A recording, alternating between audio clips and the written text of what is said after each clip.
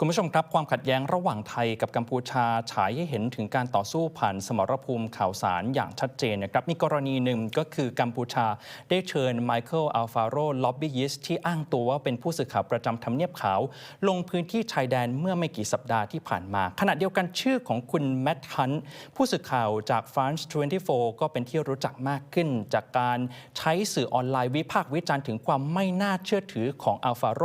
จากการกระทำดังกล่าวนะครับวันนี้ผมมีโอกาสสัมภาษณ์พิเศษคุณฮันต์ถึงเบื้องหลังของการทำงานผมเริ่มต้นถามถึงเหตุผลในการทำคลิปวิจารณ์อัลฟาโรแบบตรงไปตรงมาครับ And then as it progressed and more time went on, I saw that there was even more legitimacy being added to the reporting that he was doing on the border and that it was being tied into talks of diplomacy, things of this nature regarding President Trump. And as someone who is also plugged into the American media situation, I thought it was important to reach the audience that already knows the legitimacy of Mr. Alfaro, so that perhaps they could add their voice to the conversation, because it seemed to me that Cambodian people were being deceived. Did you face any personal or professional risks in making this expose, and how did you weigh those risks?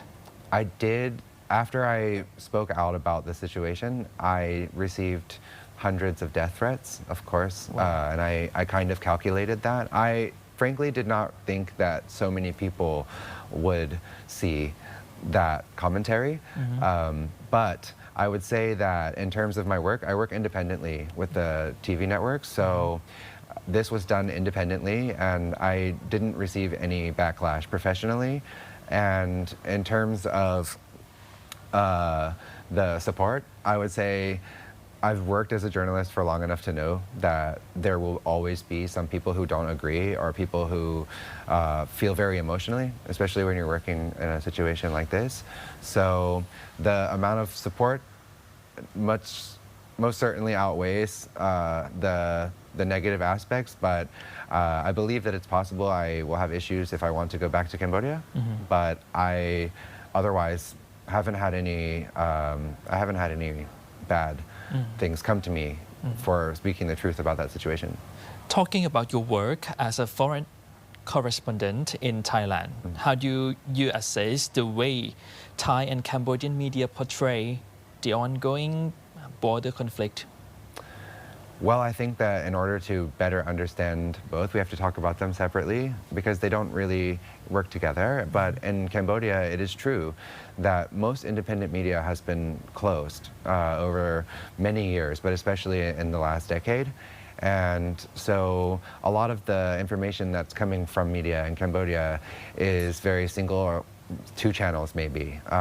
and people who are independent journalists are being intimidated. They're having their license revoked. They're not having access to the border. They're only being given information, and they don't know if that information is true, but it's their duty to report it. Whereas in Thailand,